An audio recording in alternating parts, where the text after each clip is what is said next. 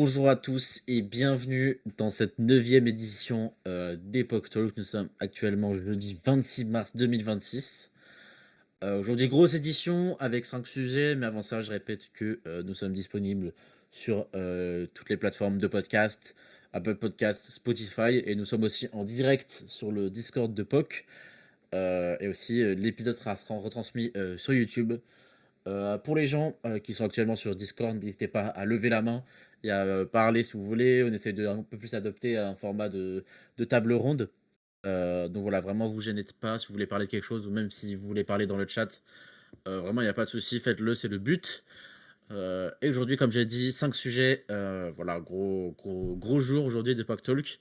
La semaine prochaine sera la 10e édition. On vous réserve quelque chose, restez branchés. Et puis Laurent, je te laisse présenter tes sujets. Avec plaisir. Moi, je vais commencer par vous parler de changements qui sont passés cette semaine sur plusieurs fournisseurs d'IA. Et donc que l'IA pas chère, ça va bientôt disparaître. Et ensuite, je vais pouvoir vous parler de deux choses. Je vais vous parler de la situation actuellement de Amazon et leur rapport avec l'IA. Et aussi une annonce faite par Monsieur Jensen chez Nvidia récemment. Et j'ai trouvé ça assez drôle. Ça va faire aussi un beau parallèle avec le prochain sujet de Milo. Ouais, je vais parler aussi de Nvidia qui est un peu en flop en ce moment, surtout suite à une grosse annonce qui a un peu secoué le marché des jeux vidéo. Ouais. Ensuite, je vais vous parler d'un malware assez terrifiant avec beaucoup de parties différentes qui travaillent ensemble et c'était assez impressionnant la manière dont ils sont orchestrés. Et puis ensuite, on va finir par mon dernier sujet, Pikachu analyse votre caméra. Je vais pas plus expliquer que ça. Vous allez découvrir le sujet par la suite. Voilà. Et bah du coup, on va pouvoir commencer. Je vais vous montrer mon écran. Génial. Et bah du coup, on part directement dans le vif du sujet. Je vais commencer à vous parler de Gemini, qui cette semaine a fait une annonce concernant des changements de policy qu'ils vont avoir dans pas longtemps, qui fait en sorte que le trafic pour certains types de comptes va être restreint, et notamment les utilisateurs gratuits de Gemini CLI n'auront plus accès au modèle Gemini Pro. Donc actuellement, c'est un gros changement pour Google. Je sais pas si vous savez, mais Google, c'est l'un des labs c'est un des laboratoires d'IA qui donnait accès à leur modèle gratuitement pour le plus de gens possible. C'est-à-dire que comparé à d'autres laboratoires tels que Anthropic, c'était un grand contraste. Ils avaient vraiment fait le pari de donner ça d'abord gratuitement et on peut voir qu'actuellement ils sont en train de faire la transition. Maintenant, on ne sait pas exactement quels sont les motifs derrière cette transition. On peut voir aussi d'autres changements du côté de GitHub Copilot, GitHub Copilot qui va changer certaines choses pour leur plan étudiant. Notamment, ce qui va se passer, c'est qu'ils vont supprimer l'accès à certains modèles du genre GPT 5.4, Claude Opus et les modèles Sonnet. Donc en gros, ils vont enlever l'accès à tous les modèles un peu high-end de l'abonnement de base et ils vont laisser les modèles soit de génération précédente, soit qui sont moins chers. Donc, encore une fois, un changement assez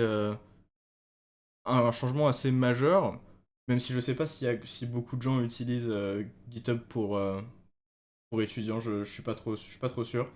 Mais c'est quand même un gros changement.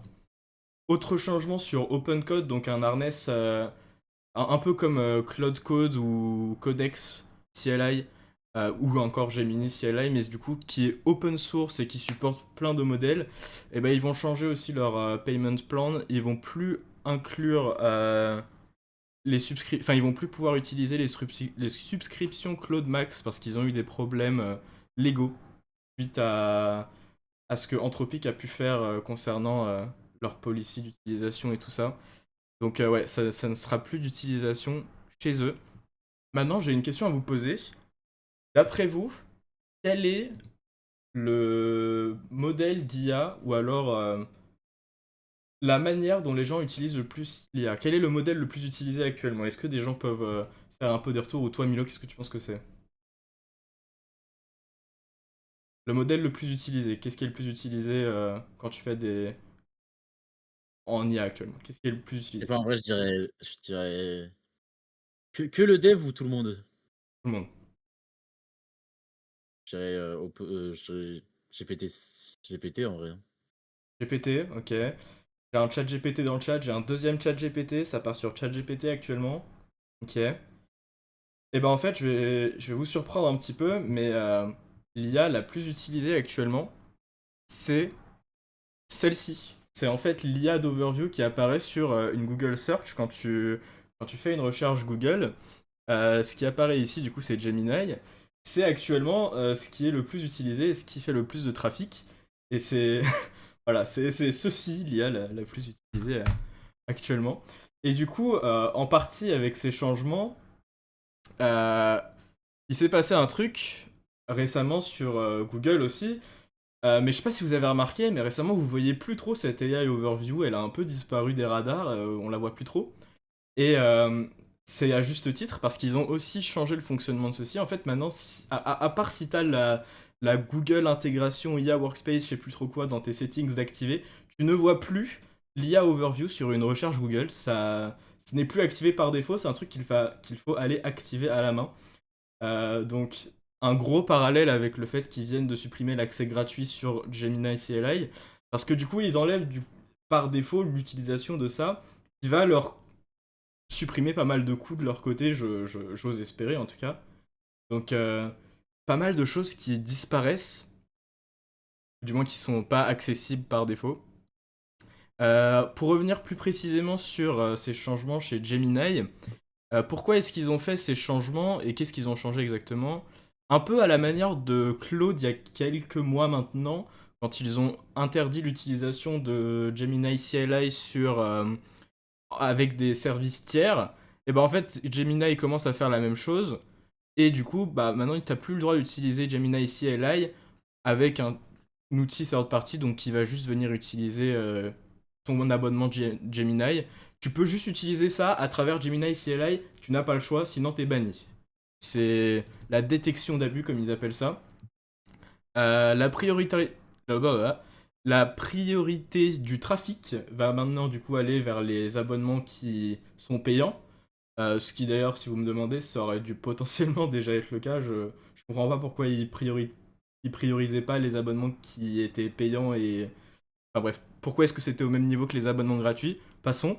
Mais du coup, si vous avez déjà eu des erreurs sur Gemini CLI qui disaient bah, trop de trafic actuellement, on peut pas vous répondre, vous risquez d'en avoir encore plus. Et bah, en plus de ça, la restriction des modèles, les modèles Pro ne seront plus disponibles. Maintenant, réaction à chaud des gens, bah, ils disent switch sur Codex. Parce que de ce que je vois, le sentiment, c'est qu'ils utilisaient Gemini CLI parce que la chose était gratuite. Parce que s'ils devaient payer pour l'outil, ils préféraient payer pour quelque chose comme Cloud Code ou alors Codex. Enfin, c'est un peu le sentiment que j'ai actuellement. Et il y a eu pas mal de rapports, enfin de gens qui disaient en tout cas que même ceux qui avaient un abonnement payant, le Google AI Ultra, qui je crois coûtait dans l'ordre des 100 $ l'abonnement, bah, ils avaient en permanence des erreurs de justement rate limit parce que bah, du coup les services étaient sous stress par le fait que les gens qui utilisaient gratuitement bah, étaient sur le même niveau. Et du coup, bah, il y avait beaucoup de gens qui se plaignaient et ça, bon, dans un sens, ça va régler ce problème, hein. Ils vont avoir priorité sur tout ça. Ce qui, bah, en réalité, je trouve ça normal. Et voilà. Autre article qui dit que Gemini 3.1 c'était le meilleur modèle mais que tu ne pouvais pas utiliser parce qu'à chaque fois que tu essayais ça ne fonctionnait pas. Il y avait aussi pas mal d'erreurs sur les tool calls avec 3.1 récemment sur Gemini CLI qui faisait que ça faisait crasher tout ton chat.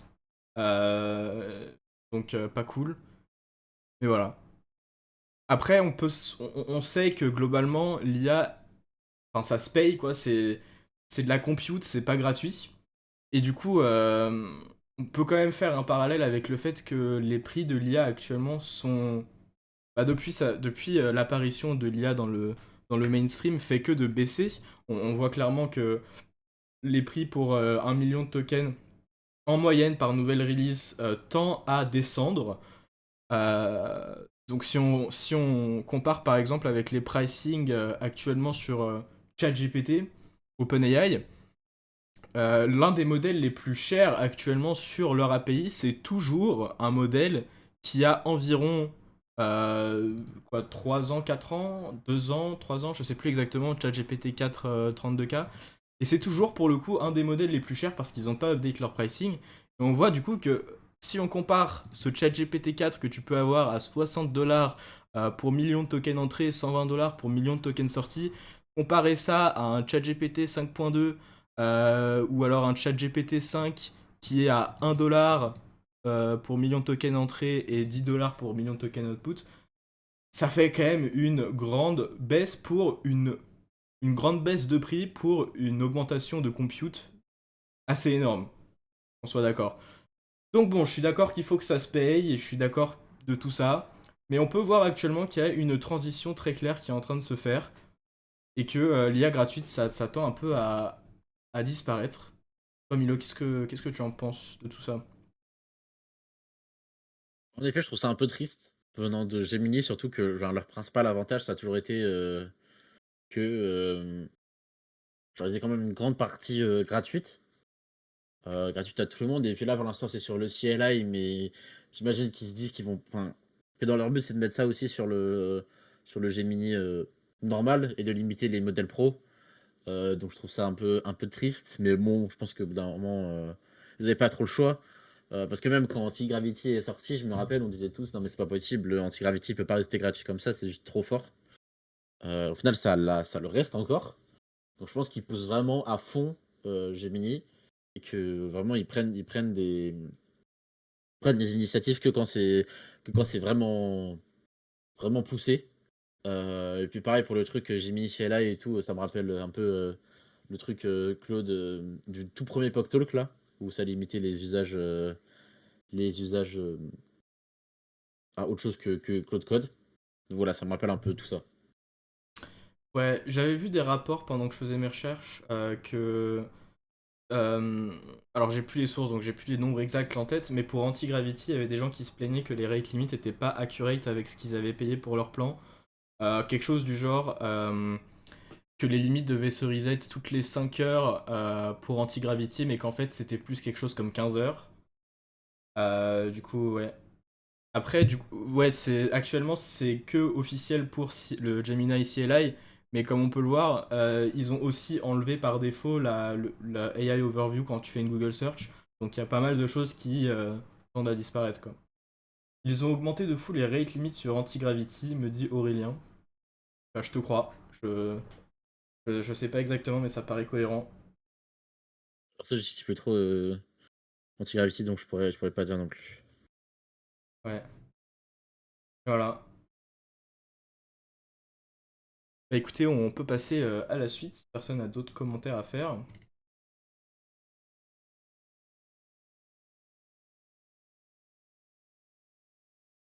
La suite, je vais vous parler du coup de Amazon et son état actuel en interne et ce qui a pu être reporté récemment quant à leurs affaires et leurs processus.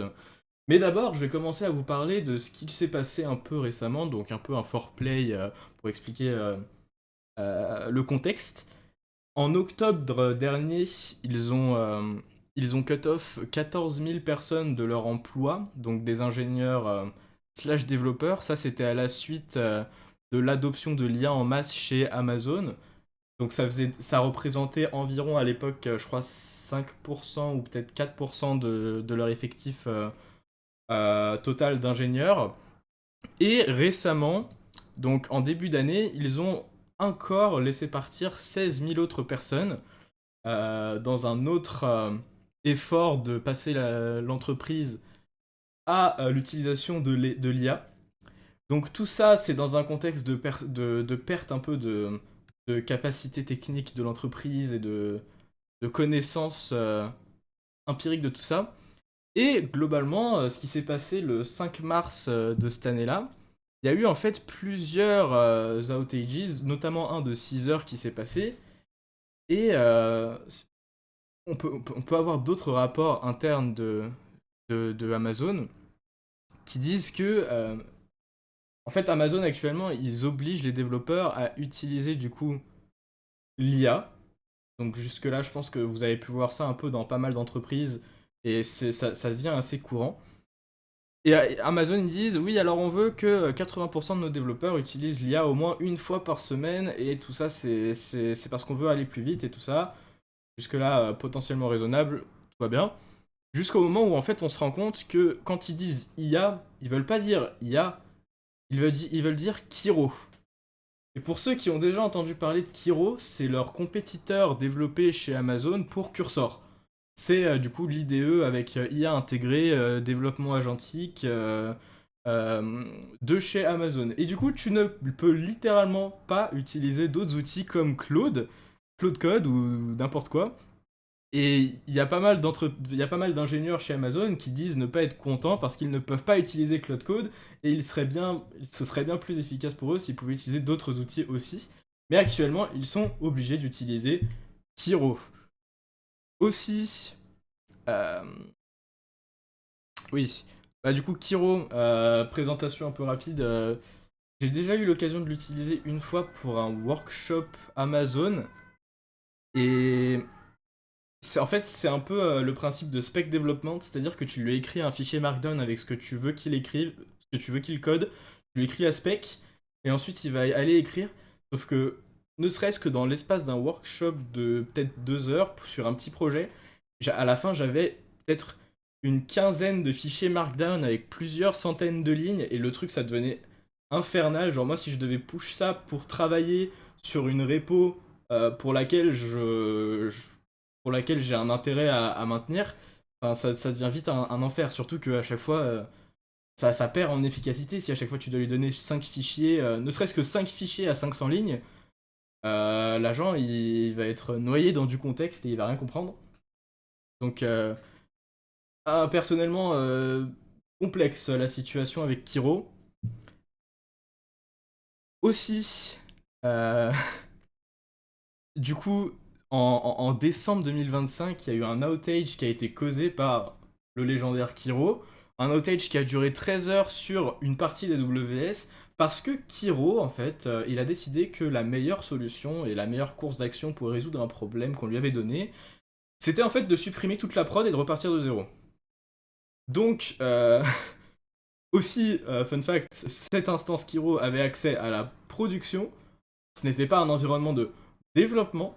Donc, ça leur a mis 13 heures à repartir, à remettre le système en place.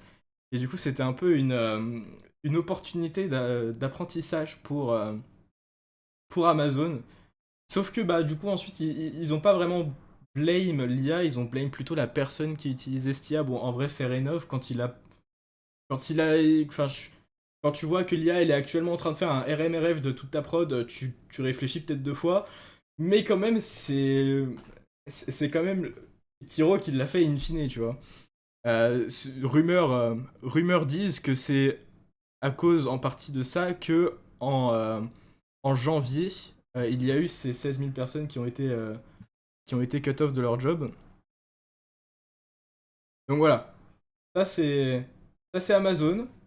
Et il y a un dernier truc très important que je voulais dire. Laissez-moi retrouver l'article qui était concerné. Oui. euh, Très bien, ici je crois. Super. Du coup, en fait, ils disent que pour fixer ça, l'une des solutions qu'ils vont avoir. Très bien, j'ai retrouvé. Pour fixer ça, tous ces problèmes de prod qui est down et de outages qui durent 6 heures, 13 heures, ils ont introduit une nouvelle safeguard dans leur processus de développement qui est la suivante. Chaque ingénieur junior ou de mid-level doit maintenant avoir un sign-off d'un ingénieur senior pour chaque changement qui est fait. Donc là, quand tu dis ça, ça a l'air d'être bon, fine, I guess, c'est fair enough de faire review tout ton code par un ingénieur senior de ton équipe avant que ce soit déployé en prod. Mais il faut quand même penser au fait que là, actuellement, ils sont en train de dire bonjour, monsieur junior ingénieur, tu vas aller utiliser de l'IA. On veut que tu utilises de l'IA un max et que tu fasses un max de features. Donc, ce qui va sortir, c'est du code qui, en tout cas je le pense, est de moins bonne qualité, en plus grande quantité, et au final, ils vont demander à leurs meilleurs ingénieurs, donc les ingénieurs seniors, d'aller review ça, et globalement, ça va leur prendre la grande majorité de leur temps, parce que si on parle d'un volume de code assez important, et que tu veux vraiment review du code de manière assez attentionnée, ça prend du temps. C'est pas juste tu regardes le code en 2 secondes et c'est fini, tu veux vraiment faire attention. Donc là, c'est globalement, bonjour, senior ingénieur, maintenant vous êtes reviewer à plein temps, et have fun. Voilà. Toi, Milo, t'en penses quoi? En effet, je trouve que Amazon enfin, là, va dans une direction dans laquelle on veut pas aller. C'est-à-dire un peu le changement de job dont on avait parlé dans le dernier PocTalk, c'est-à-dire ouais, juste un ingénieur qui utilise de l'IA et puis un mec qui review derrière, et encore, peut-être qu'un jour ce sera aussi de l'IA qui reviewera derrière. Donc là, vraiment, le développement d'Amazon, ça prend vraiment une dimension dans laquelle on veut pas aller, je crois. Ouais, c'est un peu stylé le poste senior, comme dit Aurélien. Franchement, ça donne envie. Review du code, c'est ma Mm. passion. Ouais, moi, j'adore ça. Dans ce cas-là, je lis des livres, hein. C'est globalement la même chose. C'est vrai, c'est Surtout que vrai. review du code fait par des IA, ça doit franchement être un gros enfer. D'accord, ouais. Euh, donc personnellement, moi, ça me hype pas du tout. En plus, ça dépend du type de feature que tu as à les reviews. Genre, si tu reviews vraiment de la business logic ou alors quelque chose de vraiment très technique, là, pour le coup, tu vas vraiment vouloir y passer du temps.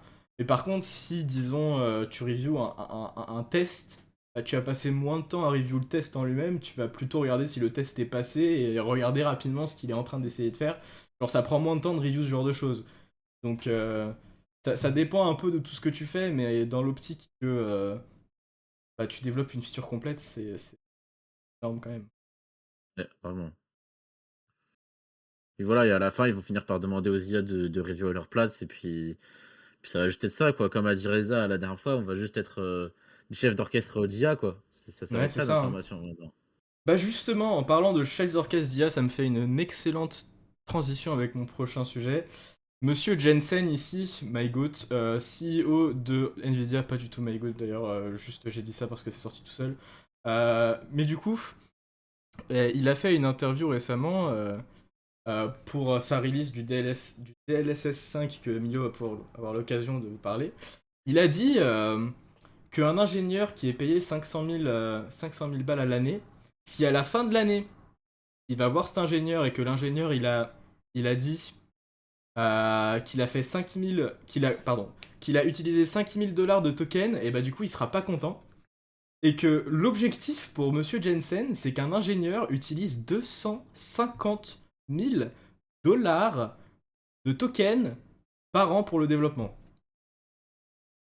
Et là, waouh, 250 000. Je sais pas si vous vous rendez compte la somme que c'est en tokens. Reza qui dit Jensen va falloir qu'il se calme quand même, hein. Je suis vraiment je suis d'accord parce que je sais pas, hein, mais c'est vraiment dur. Déjà, rien que dépenser 5000 balles, c'est vraiment dur. En dépendant du modèle. Bon, si tu utilises du Claude 4.6 en super high H24 et que tu ne mets que des prompts à 3 lignes, bon, peut-être que tu y arriveras au bout de genre 4 mois, 2 mois. Mais 5000 balles, c'est déjà énorme. Alors là, on parle même pas de 10 000 balles. On parle même pas de 50 000 ou même pas de 100 000, on parle de 250 000. Il dit aussi que le temps où on se posait les questions du genre ah c'est trop dur, on peut pas le faire, c'est révolu. Ou alors ah ça prend trop de temps, on peut pas le faire, c'est révolu. Ou alors ah ça prend trop d'ingénieurs, on peut pas le faire, c'est fini. Que tout ça c'était résolu par l'IA. Et voilà, c'est ce qu'il a à dire, Monsieur Jensen. Bon après, quand on contextualise un peu la chose, là, ce qu'on est en train de voir, c'est du coup vendeur de compute qui nous dit d'utiliser plus de compute. Est-ce que c'est vraiment choquant ce qu'il est en train de dire d'un point de vue purement marketing? Non. Je pense que c'est absolument exactement ce que je me serais attendu que Monsieur Jensen dise ici, parce que globalement, le potentiel d'argent qui peut se faire en disant ça, c'est assez énorme, parce que ne serait-ce que les entreprises qui vont venir et qui vont dire ah mais c'est vrai, il faudrait peut-être qu'en fait on donne plus de budget pour les tokens à nos ingénieurs, et du coup, ouais, on va payer plus. Allez, on va faire ça. Mais du coup, un peu en rapport avec ça, Nvidia, ils disent que en 2027, ils feront 1 trillion de revenus en globalité. Insane comme nombre, hein, surtout qu'actuellement ils sont à 130 milliards, donc ce qui est toujours énorme, mais il faut quand même une augmentation de presque x10. Bon, un peu moins, x8, un truc comme ça. Donc, 1 trillion, faudrait quand même, en termes de pourcentage, faudrait qu'ils évoluent à plus de 80% par an. Et encore, ce serait même potentiellement pas assez. Et 80%, c'est déjà énorme. Sachant que l'année dernière, ils faisaient. Bon, alors, si on regarde les nombres entre 2024 et 2025, si on interpole, ça fait environ 100 et quelques pourcents. Donc si on garde ces nombres-là, oui, c'est possible. Est-ce que ça va vraiment se faire? À voir. À voir. 1 trillion, c'est pas la taille du marché plutôt? Euh, de ce que. Bah alors, peut-être actuellement, je ne sais pas. Mais en tout cas, le but pour 2027, c'est Nvidia un revenu de 1 trillion. C'est ce qui avait été annoncé par Jensen pour la bourse, pour les rapports de bourse qu'il avait fait. Voilà. Milo, ça va être à toi. Ouais, bah moi je vais en profiter pour continuer à m'acharner sur ce bon vieux Jensen.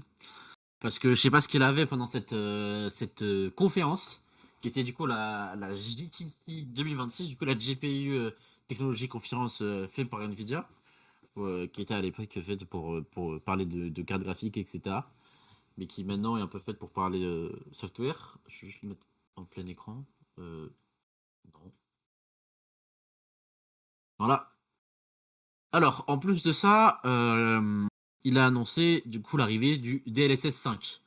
Alors pour ceux qui ne savent pas exactement ce que c'est le DLSS, c'est une technologie qui a été amenée par Nvidia pour, on va dire, combler les frames manquantes, voilà, pour un peu arrondir les différences de frames avec l'IA. Dans la ST, généralement, ça s'apparentait à de la génération de pixels. Donc voilà, c'était très acceptable. Ça servait beaucoup pour les petits PC, même si ça amenait beaucoup comment ça s'appelle, de latence. Mais en vrai, ça servait beaucoup sur les petits PC, sur les jeux solo, on s'en foutait un peu de la latence. Mais du coup, il a annoncé le DLSS 5 qui catégorise euh, la plus grande révolution chez les cartes graphiques depuis le ray tracing. Alors en vrai, le ray tracing, grand respect, voilà, très bonne révolution. Ça a vraiment changé quelque chose dans l'aspect des jeux solo, etc. Euh, mais aujourd'hui, du coup, il annonce le DLSS 5. Alors sans trop en parler, je vais vous montrer une photo. Ok. Alors, donc ça c'est Hogwarts Legacy, voilà, c'est un jeu qui est sorti il y a quand même maintenant 2-3 ans, il me semble. Donc voilà, ça c'est l'image du jeu de base.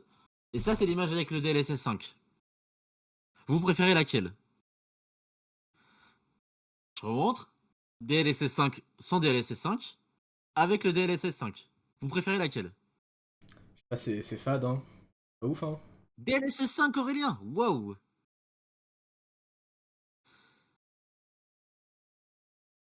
Avant, DLSS 4, hein. Je peux un peu plus zoomer.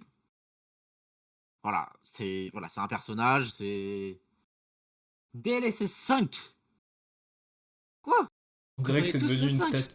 On dirait que c'est devenu une statue de cire, sa face. Sa face, je voulais dire ça, son visage, pardon. Wesh, Laurent. Mais j'étais en mode anglais, my bad. 5 en vrai? Ah, vous êtes tous 5 là.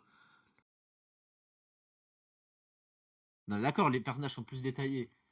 Parce que, après, je peux vous montrer, voilà, Resident Evil Requiem, qui est d'ailleurs sur un moteur maison qui est absolument magnifique. Voilà, sur le modèle de Capcom. Le moteur, pardon, de Capcom. DLSS 5. Là, vous allez encore me dire que vous préférez DLSS 5? Montre, remonte. Ça c'est quoi? Ça c'est Je DLSS. C'est je lequel? peux mettre moitié. À droite, DLSS 5, à gauche, DLSS normal. Hmm. Hmm. En vrai, c'est subjectif, mais ouais. Bah, moi, Hmm. quand je vois ça, là, cette photo, ça me fait juste penser à quelqu'un qui tape Gangster Girl Homeless in New York photo. Je sais pas, moi pour ça,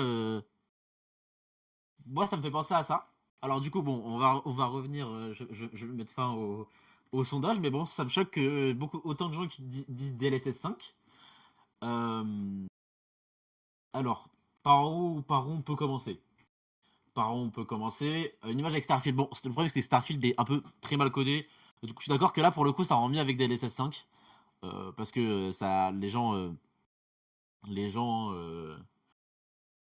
bref, voilà, ça fait plus beau, je suis d'accord avec vous. Alors du coup, maintenant, je vais pouvoir vous expliquer c'est quoi DLSS 5 et comment ça marche. Alors, c'est ce qu'on appelle, enfin, ce qu'ils appellent, entre guillemets, un rendu neuronal. Voilà, ce serait que pour les cartes graphiques RTX. Bien sûr, force à vous, c'est que c'est toujours sur les anciennes versions. Mais du coup, voilà, qui est grâce au cœur Tensor, des nouvelles cartes graphiques RTX. Et du coup, en gros, bah, la technologie, elle va prendre en compte les données de couleur de l'image. Donc, elle va prendre un screen, et à partir des couleurs de données et des vecteurs de mouvement de la scène, c'est-à-dire par rapport à la frame d'avant et la frame d'après, ils vont créer des vecteurs de mouvement et du coup conclure comment comment ça pourrait agir dans le monde réel. Et du coup, ça c'est fait avec l'IA, parce que du coup, c'est un modèle d'IA qui analyse la sémantique de la scène, donc l'ensemble, et qui peut en inférer ses propriétés, pardon. C'est-à-dire qu'il peut détecter, bah, par exemple, si c'est une surface métallique, du coup, ça nécessite un reflet différent, organique, de la peau de personnage ou d'une branche d'arbre. Alors, sur le coup, c'est une bonne idée. Voilà, c'est une bonne idée. Sauf que ça en vient à se poser plein de questions. C'est-à-dire, euh, par exemple, voilà, la friction entre fidélité visuelle et intention artistique. C'est-à-dire, si le dev a dit, bah voilà, je veux que mon jeu il ressemble à ça, euh, bah ok, c'est fidèle visuellement, mais c'est pas la DA du jeu. Moi, c'est la question que je me pose, c'est si jamais quelqu'un veut amener une DA, voilà, si le mec il fait un beau jeu, etc., mais qui a quand même une volonté de faire des visages un peu d'un style, etc. S'il y a de la DLSS qui arrive, bah, en fait, cette DLSS, je sais pas si elle va suivre. euh, je sais pas si elle va suivre en fait cette DA et prendre en compte vraiment tout l'image et l'intégralité du jeu. Moi, c'est cette question que je me pose. Du coup, là, du rendu classique à l'image infusée par un modèle neuronal. Du coup, c'est un peu pour combler le fossé cinématographique qui risque de creuser un fossé avec la direction artistique. La question que je me pose, c'est est-ce que finalement tous les jeux vont se ressembler avec le DLSS 5? Parce que c'est-à-dire que si ils traitent de la même façon la peau d'un personnage d'un jeu X à un jeu Y, bah, en fait, ils vont avoir la même tête, c'est tous ces personnages. Je trouve ça un peu triste, personnellement. Euh, Surtout qu'ils veulent faire ça, ils veulent sortir ça en fin 2060. Pour l'instant, c'est qu'une bêta et il y a comment il s'appelle Digital Foundry qui ont testé ça. Donc il y a une grande chaîne de benchmark et tout. Et ils ont testé ça avec non, pas fin 2060. J'ai dit ça? Fin 2026, pardon. Non, non, fin 2026, les gars. Ils ont testé ça avec deux RTX 5080. Est-ce que vous voulez que je vous rappelle le chiffre d'une RTX 5080? 2100 €. Et c'est censé sortir en fin d'année. C'est-à-dire que même pour les mecs qui auront genre bah, des RTX 20, des RTX 30, bon, encore une fois, force à vous, vous pourrez pas profiter de ça. Après, oui, le DLC, ça se désactive. Ça désactive, bien sûr. Ça désactive, je pense je crois qu'ils en ont parlé quelque part par là. Mais bien sûr que oui, ça se désactive. Et du coup, chacun sera ses goûts. Mais c'est juste, moi, je trouve ça un peu dommage de amener ça et de dire, bah, ça va être la norme, quoi. T'en fais ce que tu veux, en effet. Il y a juste une photo qui m'a en vrai. Je trouve que là, sur ce jeune lézard, je trouve qu'en effet, c'est un peu plus réaliste, mais encore une fois, enfin, ça fait trop IA, ça fait pas naturel, quoi. Parce que ça fait pas jeu vidéo, c'est un peu triste à dire. En fait, j'ai l'impression que dans les jeux vidéo, le but, c'est pas de reproduire vraiment, genre, copie conforme la réalité. Contrairement au film. Le but, il y a plein de choses qui sont mélangées quand tu crées un jeu vidéo. Et la volonté, c'est pas plutôt CGI. Hmm. Bah, de toute façon, un jeu vidéo, c'est de la CGI, quoi. Enfin, c'est des rendus 3D. Mais moi, quand je vois ça, ça me chiffonne un peu. Enfin, surtout quand je vois cette personne-là. moi ça me rend fou. Je me dis, mais comment les gens peuvent accepter ça? C'est pas ça qui me dérange. Bah non, c'est vraiment genre l'aspect IA, quoi.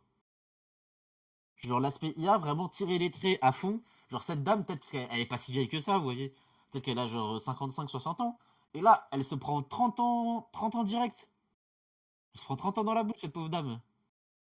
C'est un peu triste. Et je trouve que, en gros, là, c'est des développeurs qui parlent, qui ont donné leur avis. Et, euh, et ils disent que voilà, la rupture entre ce que nous, développeurs et joueurs, sait-on, est-ce que ces monstres sans scrupules qui détruisent le monde et concentrent toutes les richesses entre les mains d'une poignée de personnes utilisent le GPU croient que nous voulons. Et j'aime bien cette phrase. J'aime bien cette phrase, je la trouve assez cool. Et voilà, ils nous présentent à ceux qui disaient qu'il la désactive, mais en fait, ils l'ont présenté de manière à dire que ça deviendra un peu la norme par défaut et que c'est insultant et effrayant, et je suis d'accord avec lui. Et c'est un manque de respect, voilà, je suis aussi d'accord avec ça. Je suis assez d'accord avec ça. Parce que vraiment, c'est juste prendre ton jeu et lui dire, en fait, il est pas assez beau, je vais le rendre plus beau, en fait. Mais à ma manière. C'est-à-dire que toi, ok, t'as pas fait ton travail, et je vais juste refaire ton travail à ta place. Euh, voilà, on a plus l'impression de regarder le même jeu, un rendu entièrement refait à l'IA. Aujourd'hui, tu te plains de l'aspect IA, demain, tes gosses se plaindront de l'aspect humain. Peut-être.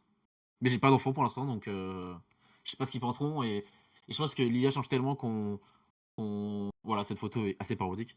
Je pense que l'IA change tellement que on peut pas se projeter si loin que quand j'aurai des enfants. Même si je sais que c'est une expression, Reza, t'inquiète pas.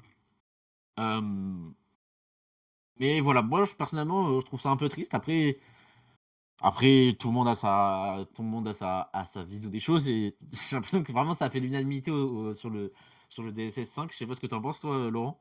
Enfin, est-ce que tu imagines, genre, je sais pas, LOL sous DLSS 5? Franchement, j'aurais envie de savoir à quoi ça ressemble rien que pour rigoler un coup.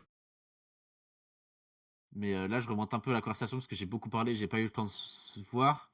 Et en effet, Reza a raison, j'ai l'impression que ça ruine un peu toute l'immersion voulue par les devs, surtout dans Resident Evil. Je peux peut-être remontrer la photo, mais c'est vrai que là, c'est vraiment cette volonté d'être sombre et d'avoir vraiment un environnement, je sais pas, des couleurs qui correspondent bien entre eux. Et DLSS vient et pisse sur le travail des développeurs. Pour moi, c'est vraiment ça. Après, voilà, je suis content qu'il y a des gens qui pensent l'inverse. Ça me rassure. Enfin, voilà, il faut tout pour faire un monde. Mais moi, en tout cas, personnellement, je n'activerai pas le DLSS 5. Personnellement. C'est un choix. Mais voilà. La communauté qui change surtout, donc c'est un jeu ADA tout part d'un coup. Effectivement, Léandre, je suis d'accord. C'est un peu du pré-shot, en effet.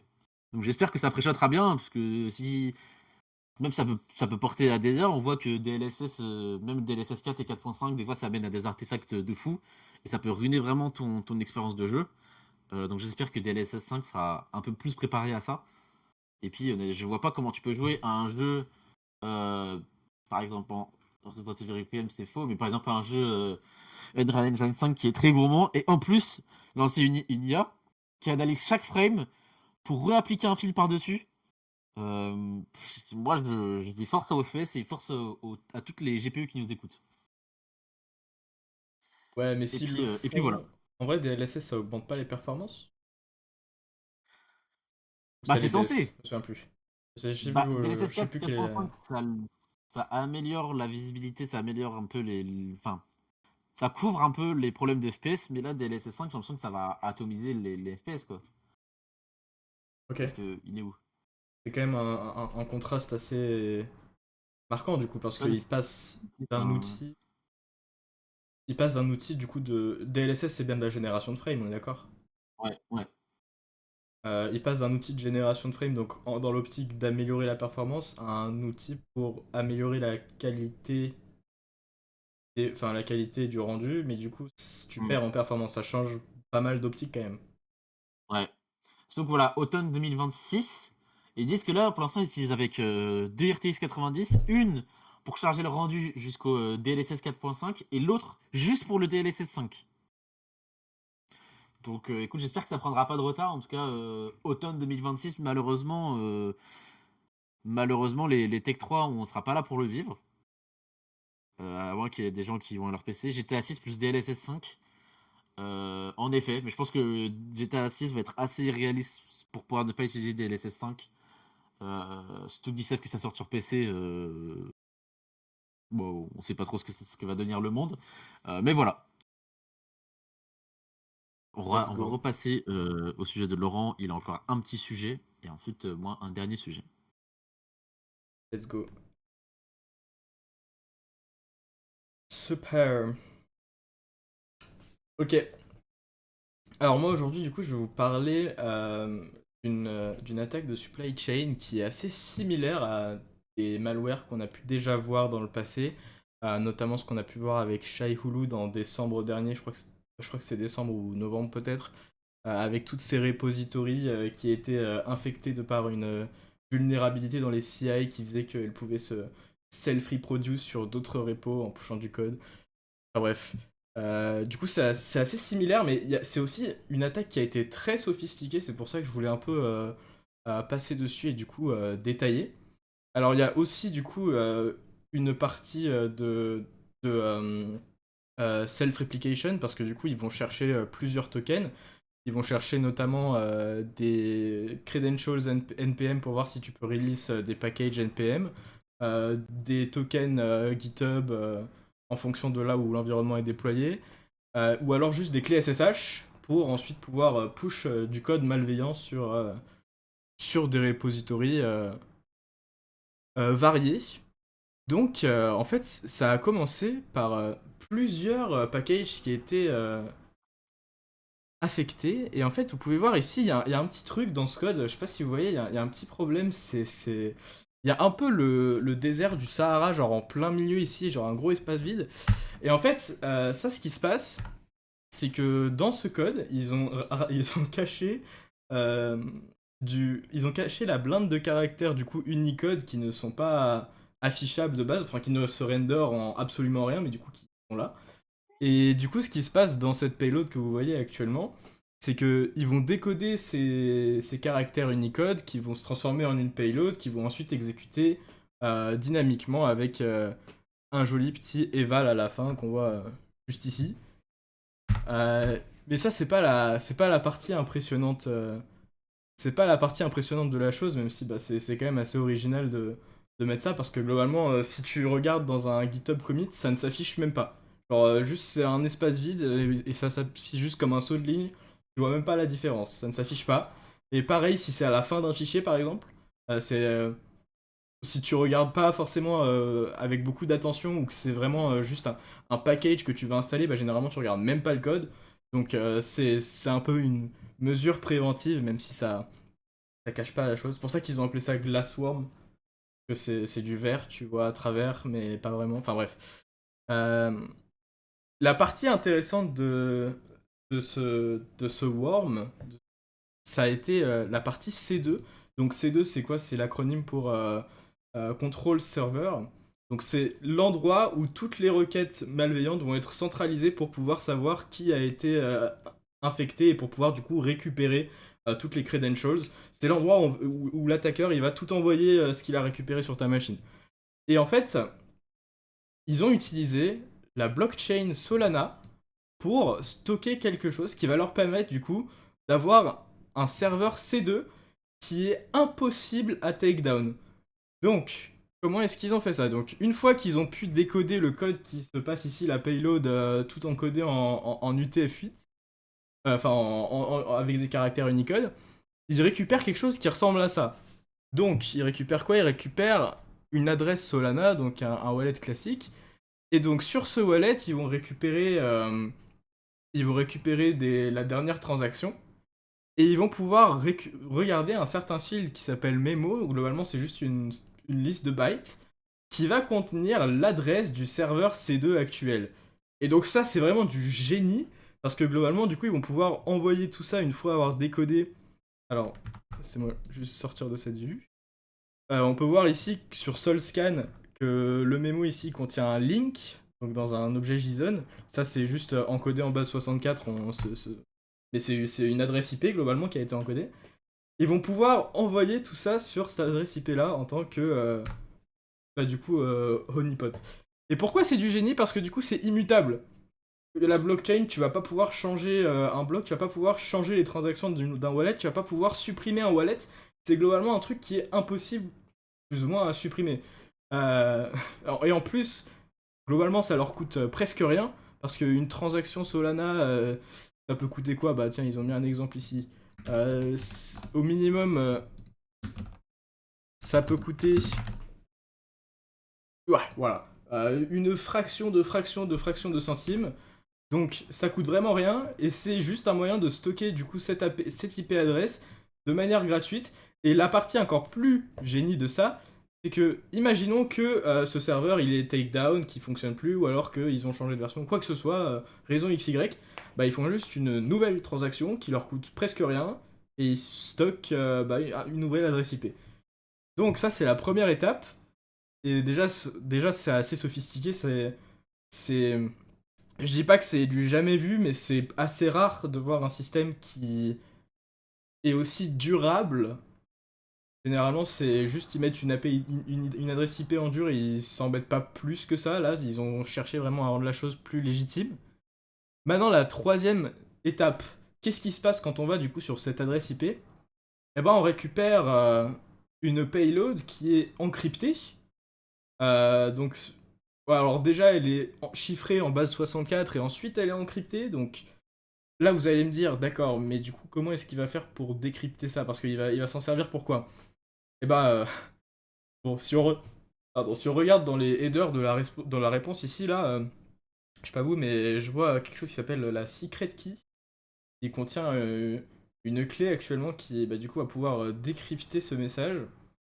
Donc bon, quand on voit ça, on se dit, mais du coup, ça sert à quoi d'avoir chiffré la chose si tu mets le truc pour le déchiffrer dans les réponses de la requête? C'est une étape supplémentaire à passer, du coup. Mais en fait, la raison principale, c'est juste que si quelqu'un écoute sur les paquets du réseau, il va pas forcément récupérer les headers de la réponse, il va récupérer juste le body, et dans ce cas-là, il va pas pouvoir le lire. Bon, protection pas ouf, mais en tout cas, c'est là. Donc, qu'est-ce qui se passe quand on décrypte cette payload-là? Donc là, on passe à une étape numéro 2, hein. C'est la deuxième payload qu'on va venir décrypter.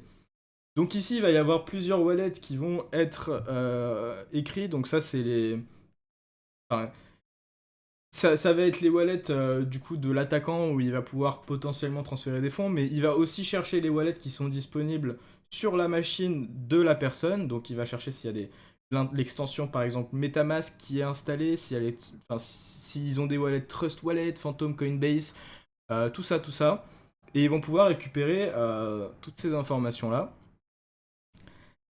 Mais ils cherchent pas que ça, évidemment, ils vont chercher aussi des credentials NPM, des GitHub tokens, des OpenVSX credentials, ça c'est pour upload des extensions sur le marketplace VS Code, des clés SSH et plein de choses. Donc là on peut voir le code en plus précisément. On peut voir le code plus précisément avec comment est-ce qu'ils vont venir récupérer du coup ta config npm pour récupérer tes tokens, comment récupérer tes OpenVSX et tout le reste. Donc assez terrifiant déjà. Donc ça passe à travers cette deuxième payload qui va être récupérée. Mais encore plus impressionnant, ils ont un troisième vecteur d'attaque qui passe à travers un lien Google Calendar. Donc là, on part encore plus loin. Globalement, ce qu'ils ont fait, c'est qu'ils ont créé un event calendar. Bah, alors déjà, le nom de l'event, personnellement, si je vois ça, je me dis, bon, il y a peut-être anguille sous roche. C'est peut-être pas un truc très normal. Mais voilà, du coup, ce qui se passe, bon, quand vous décodez ce titre en base 64, vous récupérez à nouveau une nouvelle adresse. Et là, cette fois-ci, dans l'URL lui-même, on peut voir un peu l'intention du malware lui-même. Parce qu'ils ont littéralement nommé leur endpoint Get Zombie Payload. Donc là, Alors, pour rappel, on est dans une payload qui récupère une autre payload pour aller chercher une autre payload. Donc là, on est vraiment. On est 3 layers deep là. Hein. Donc, assez impressionnant. Euh, Et qu'est-ce qui va faire ce zombie payload? Bah, comme le nom l'indique, en fait, zombie, c'est juste pour shorthand de zombie botnet. En fait, c'est pour transformer du coup la machine en un serveur proxy sur lequel les attaquants vont pouvoir se connecter pour du coup faire des requêtes à travers le réseau que tu utilises et ta machine elle-même. Donc juste, ça va ton ordinateur va en fait faire partie du network malicieux de ces attaqueurs. Ils vont juste pouvoir faire ce qu'ils veulent à travers ton network et ton PC. Donc assez inquiétant, personnellement, je veux pas trop avoir un zombie botnet qui tourne sur ma machine. Et pourquoi est-ce qu'ils ont fait ça à travers Google Calendar encore pour un contrôle serveur? Parce que, encore une fois, c'est gratuit, c'est légitime, genre, euh, y a aucun firewall qui va bloquer enfin, des requêtes network vers Google Calendar, enfin, c'est totalement normal. Et c'est aussi très dur à supprimer. Globalement, le processus pour supprimer un tel event, ce serait d'aller voir Google pour supprimer le compte lui-même. Mais même ça peut prendre du temps et il faut des preuves. Donc, ensuite, bah, ils peuvent se connecter simplement à tout ça. Je vais peut-être accélérer un peu, il nous reste 10 minutes, je vais te laisser du temps pour ton dernier sujet. Euh, Du coup, comment est-ce que ça fonctionne? Enfin, est-ce qu'on a déjà des packages qui sont vulnérables? On en a recensé deux, notamment pour React Native, donc dans les packages NPM, donc du JavaScript. Euh, Deux packages React Native juste ici qui sont vulnérables, mais cet article n'a pas été update récemment, donc je pense que maintenant il y en a potentiellement plus. Ou alors il y en a déjà eu plus. Mais ce qu'il faut savoir, c'est qu'ils s'attaquent aussi à des packages pip, donc pour Python. Et pour le coup, c'est encore plus inquiétant parce que pour pip, t'as juste à faire un pip install et que t'aies un package qui soit vulnérable. Et rien que le fait de faire pip install, ça y est, ton PC, il devient. Maintenant, il fait partie du network de tout ça. Ah, attendez, je vais lire un peu les commentaires parce que j'en ai vu pas mal passer. Milo, si tu peux dire un peu ce que t'en penses pendant ce temps. Ouais, je trouve ça dingue que ça passe aussi par des extensions VS Code et que ça passe aussi par une extension qui s'appelle Klein. Je sais pas s'il y en a qui ont déjà entendu parler, mais c'est pour intégrer un agent autonome dans ton IDE avant qu'il y ait tous les trucs de code, etc. Et cette extension, elle a été téléchargée par 3 500 000 personnes. Donc, euh, donc c'est assez dingue. Euh, Comment on le détecte? Force à toi. Comment on le Voilà, je détecte? rigole. Bah alors, comment tu détectes si tu t'es fait attaquer? Ça, je peux y répondre. Ils ont un système de persistance parce qu'ils sont un peu smart. Enfin, smart, je sais pas si t'appellerais ça smart particulièrement, mais globalement, ils stockent un init.json quelque part dans ton PC. Et ce init.json, il stocke un timestamp à la date pour lequel le script il a été exécuté la dernière fois. Et s'il a été exécuté il y a plus de 48 heures, bah, du coup, il va se réexécuter pour potentiellement avoir les updates du malware. Mais du coup, si tu trouves ce init.json quelque part dans ton PC, tu es probablement infecté. Voilà. Je vois aussi Florian qui dit qu'il a déjà travaillé sur des smart contracts à chaque fois qu'il devait travailler sur la chaîne, c'était déjà le début des emmerdes. Donc, coup dur. Je vois juste des gens qui tournent leur veste sur Solana. J'ai envoyé le lien des extensions qui étaient malveillantes. Euh, mais bon, il y a plus d'extensions VS6 que d'extensions VS Code. Du coup, en vrai, vous êtes sûrement pas touché, mais bon, faut toujours faire attention. Et puis pour les pip install, bah, ouais, faites le truc du init.json. Hein. Ouais. Du coup, enfin, c'est déjà rien que le processus en lui-même est insane, mais l'attaque vecteur est par trois moyens repository package npm, un package Python pip, et en plus marketplace VS Code. Enfin, vraiment, ils sont vraiment allés all out pour ce malware. Franchement, je vais pas dire fair enough parce que bah, c'est malware, mais quand même, voilà. On va passer à un prochain sujet, je vais essayer de faire rapidement. Même si en vrai, du coup, on va un peu dépasser 19 heures. J'avais prévenu, il y a 5 sujets, il faut tout rentrer en 1 heure, c'est compliqué, mais ça va aller vite en vrai. Ah, Alors, je sais pas si on a qui en a entendu déjà. On est, on est un peu tous d'accord que on a tous joué à Pokémon Go à un moment dans notre vie. Celui qui me dit non, je le croirais pas. Euh, j'ai joué une Laurent, fois. t'as déjà joué à Pokémon Go? Une fois? Voilà. Ouais. On a tous un jour joué à Pokémon Go.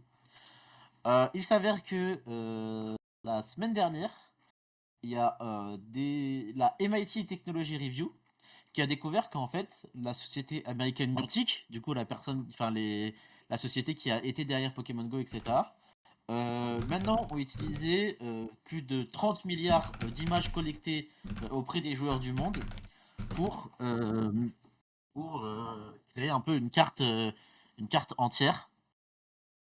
euh, une carte entière. Alors, euh, en effet, moi aussi au début, quand j'ai vu ça, je me suis dit, mais c'est absolument dingue. Ils utilisaient nos trucs quand vous voulez attraper des Pokémon en réalité augmentée et tout. C'est dingue.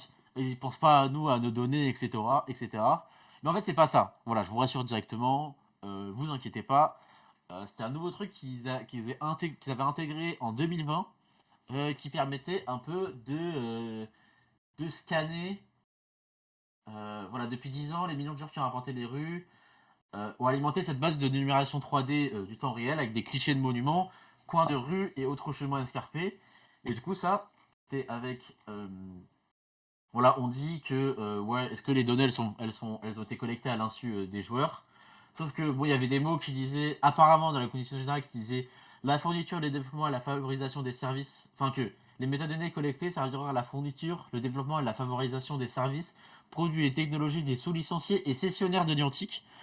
Alors moi, franchement, quand je lis ça, je comprends pas que mes images elles vont être utilisées par une IA, mais bon.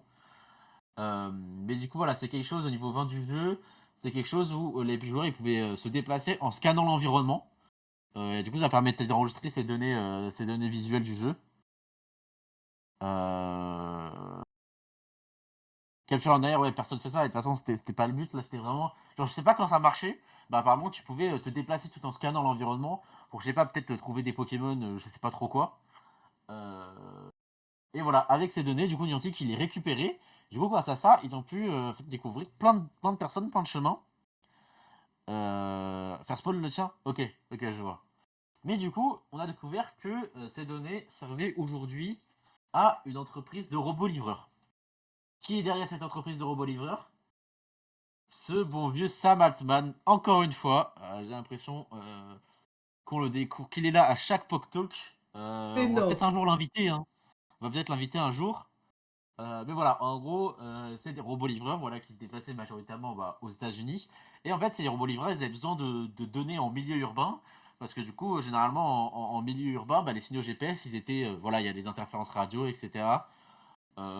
Et du coup, ils sont liés avec Coco Robotics, qui est du coup une start-up américaine qui a environ 1000 robots de livraison dans plusieurs villes américaines. Donc voilà, et européennes aussi. C'est-à-dire que peut-être que vous allez en croiser un jour. Euh, Et en fait, voilà, comme ils disent ici, jusqu'à là, la flotte, elle était pilotée à distance par des employés. Et aujourd'hui, maintenant, grâce à la carte que en fait, tous les joueurs de Pokémon Go ont construit et continuent à construire, du coup, en fait, ils vont pouvoir vraiment fonctionner de manière intelligente. euh, de manière intelligente. Et du coup, c'est un peu, voilà, au début, on se sont dit, ouais, on a des données dans notre dos et tout, on s'est un peu relevé sur les réseaux. Mais au final, bah, voilà, vous avez eu la possibilité de pas faire ça, etc. Voilà, c'est pas le drame du siècle. GG à eux, en effet, c'est vraiment très intelligent. Et ils l'ont plié en plus en 2020, qui est pas forcément l'année de vraiment le pop-off de l'IA. C'est-à-dire qu'ils ont été un peu visionnaires. Même si au final, c'est pas vraiment genre de la reconnaissance d'image et tout, c'est vraiment plus du recueil de données. Non, c'est pas des datas sensibles non plus, mais en vrai, moi je comprends que les gens râlent si jamais quand tu mettais des trucs en AR, et bah ça prenait les données qui étaient derrière toi et tout. Je comprends que les gens râlent pour ça, mais au final ça va. Et du coup, avec ça, j'aimerais bien faire un parallèle encore une fois assez rapide sur les captcha. Parce que il s'avère que moi, je réfléchissais pas trop, mais il y a 2 ans, en fait, je ne pensais pas que les CAPTCHA entraînaient quelque chose de reconnaissance d'image. Voilà, j'étais peut-être un peu bête, vous pouvez le dire. Mais pour moi, la CAPTCHA, c'était juste pour ennuyer les gens, et puis voilà. Et du coup, on va retracer rapidement, hein, encore une fois, l'historique des CAPTCHA. Alors, tout a commencé par... Enfin, tout a commencé. Les CAPTCHA vraiment populaires, etc., ont commencé par reCAPTCHA. Donc, reCAPTCHA, c'est pas encore vraiment de l'IA, etc. Mais en fait, ça servait, parce que Google, ils ont un lab, je sais pas, on peut dire ça comme ça, de bibliothèque numérique où ils numérisent le plus de livres possible, des anciens livres, etc., pour garder un peu une bibliothèque générale. Je sais pas, au cas où tous les livres brûlent d'un coup, comme dans Fahrenheit 451, mais voilà. Et du coup, en fait, il s'avère que ce modèle qui est sorti en 2000, 2009, en fait, ça servait à reconnaître les mots que l'OCR de Google, du coup, ce qui scannait les livres, n'arrivait pas à reconnaître. Donc c'était un peu, ouais, un peu de l'IA au final, c'était un peu du pattern matching, etc. Du coup là ici on voit overlooks, donc ça doit venir d'un livre, overlooks barré, que l'IA de Google n'a pas su lire, et du coup donne ça aux gens pour qu'ils puissent leur donner la signification, et que ça marche. Après la question c'est du coup, bah, comment l'IA reconnaît que c'est le bon mot? C'est la question que je me pose actuellement, j'ai pas la réponse. Donc voilà, des mots déformés et lisibles, pour une machine mais pas pour un humain. Tu vois, elle est capable de les déchiffrer. Aujourd'hui, tu envoies ça à ChatGPT, il te sort les 2 mots. À Gemini, n'importe quoi, il te sort les 2 mots. Il y a aucune galère, mais c'était à l'époque. Faut se mettre dans le contexte, c'était en 2009. Voilà, en 2009, même pas tout le monde avait Internet chez soi, même pas tout le monde avait déjà touché à des ordinateurs, etc. Donc c'était vraiment vieux. Voilà, les logiciels de reconnaissance de caractères ayant leurs limites, certains termes n'ont pas pu être déchiffrés. Et ensuite est venu, du coup, le deuxième gros groupe de CAPTCHA, qui était, voilà, pareil, encore une fois, profiter de la masse pour enrichir l'outil de Google. Donc ça, à partir de 2012, c'était pour Google Street View, voilà, déchiffrer les textes photographiés dans la rue, comme les panneaux routiers, etc. Donc là, pareil, en fait, à chaque fois, Google a un peu travaillé derrière notre dos. Mais bon, encore une fois, moi, je trouve ça vraiment un peu du génie, personnellement. Du coup, pour Google Street View et plus tard pour les voitures autonomes aussi, il y a beaucoup de captcha qui ont été utiles pour les voitures autonomes. Voilà, des fins plus sérieuses comme l'association Civil Rights Defender qui vérifie l'humanité. Donc on te mettait une phrase et tu devais dire l'émotion qui fitait le plus à cette phrase. Donc voilà, ça aussi c'est un peu marrant. Et si jamais il choisit la première réponse, par exemple, le vice-ministre de la Défense d'Albanie pense que les gays devraient être frappés avec un bâton. Comment vous vous sentez après ça? L'utilisateur peut répondre très mal, glorieux, assez joyeux. S'il choisit la première réponse, le captcha est validé, vous êtes humain. Euh, donc voilà, ça aussi, je trouve ça vraiment aussi ingénieux. Et du coup, ensuite, on est venu, là, pareil, encore une fois, télécharger format audio par reCAPTCHA. Donc voilà, ça entraînait vraiment tout de A à Z. Voilà, les pictures des kittens. Aussi, ça, on est passé par ça, mais ça, c'est pas Google, c'est quelqu'un d'autre. Euh, et ensuite, fin 2014, on est devenu ce CAPTCHA que généralement tout le monde connaît. En fait, ça, c'est assez impressionnant, on va dire. Je préfère la description de l'autre site. En fait, en 2014, voilà, ils ont lancé No Captcha, ReCAPTCHA. En fait, c'est juste un simple clic.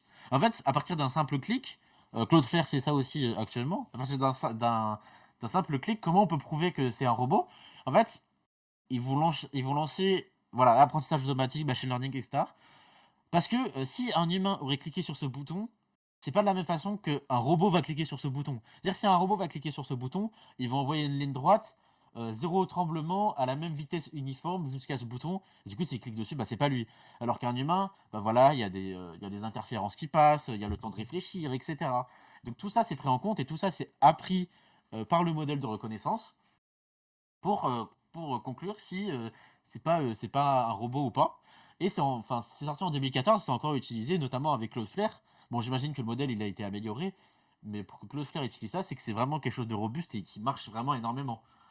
Euh, Forcément, un Kitten Os permet, voilà. Donc en effet, donc après ils se sont inspirés pardon, de Kitten House pour, avec le truc des images, les passages piétons, etc. Et donc ça participe à un programme de reconnaissance d'images. Et voilà, un des plus grands défis actuels de l'intelligence artificielle. Donc voilà, par exemple, en labellisant, si tu dis ouais, clique sur les bouches à incendie, bah maintenant l'IA elle peut reconnaître les bouches à incendie assez facilement.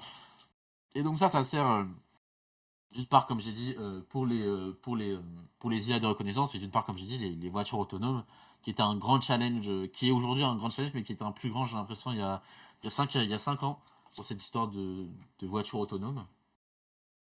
Et donc voilà, je trouve honnêtement que c'est encore une fois du génie de la part de Google de faire ça vraiment dans le dos des gens, dans le dos entre guillemets. Je sais pas si on peut appeler ça dans le dos, mais je trouve ça vraiment dingue. C'était vraiment très ingénieux. Euh, j'ai rien à dire dessus, je trouve ça assez impressionnant parce qu'ils ont vraiment, ça a vraiment pu entraîner tout de A à Z et ça peut encore dans le futur entraîner tout de A à Z. Je sais pas, peut-être tu vas sur un site de dev et des mecs qui te disent est-ce que cette fonction est vraie, oui ou non, et à partir de ça ils entraînent leur modèle de dev. Je sais pas, en fait ça peut aller tellement loin, c'est tellement impressionnant je trouve.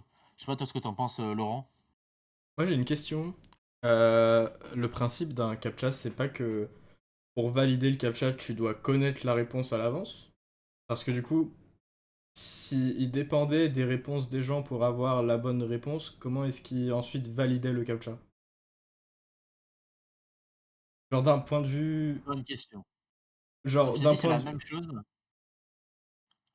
Soit c'est que des doutes, genre tu vois c'est des trucs où l'IA elle dit ouais je suis sûr à genre 50%, un système de réputation, sur le consensus. Potentiellement. Ah ouais, ouais c'est pas bête ouais. Ils se disent: Comment? «Bah, vas-y, 80 des gens ont répondu ça». Ah, surtout qu'en vrai, par exemple, enfin, les IA, l'IA, par exemple, attendez, par exemple, celle-là, si tu réponds mal, faut se poser un peu des questions. Mais par exemple, celle-là, bah, tu es sûr que s'il y a 95 des gens qui ont répondu juste, bah, tu es sûr que c'est ça. Donc en effet, c'est vrai que sur un consensus, ça peut marcher. Après, je pense que sur les bornes à incendie, depuis le temps que ça me le demande, je pense que ça me le demande depuis 15 ans, et c'est toujours actuel. Je pense que des gens sont un peu golémiques et répondent mal à ce captcha, sinon ce serait déjà résolu depuis longtemps. Bah, du coup, Milo, je vais te laisser faire l'outro, s'il te plaît, et puis ensuite on pourra laisser partir tout le monde. Ouais, j'attends juste vite fait que les gens écrivent. Merci d'ouvrir le scooter. Là, et il répond pas dans Startlix s'il faut mettre le petit bout de scooter dans l'autre case ou pas, donc je suis un peu perdu, je t'avoue. Mais voilà, du coup, ouais. C'est la fin du Pok Talk. Voilà, on a un peu duré. Je suis désolé. Si je dois mettre le mec aussi dessus, c'est vrai, c'est un peu cryptique ces captcha. Peut-être qu'on est tous des robots au final. Voilà, on a dépassé de 10 minutes. Merci à tous, c'était vraiment cool cette édition. Beaucoup de gens ont parlé, c'est vraiment ça qu'on cherche. Encore une fois, on se retrouvera jeudi prochain. Jeudi prochain pour la 10e édition. Encore une fois, restez branchés. Ça va être une édition un peu spéciale, on l'espère. On arrive à faire ce qu'on veut. Euh, et voilà, n'hésitez pas à revenir. Voilà, encore une fois, c'est tous les jeudis à 18h. On vous envoie les sujets la veille, voilà, pour que vous puissiez voir les sujets. Et puis, passez une bonne soirée, c'était vraiment cool. Merci à tous d'avoir écouté. Merci à vous, salut!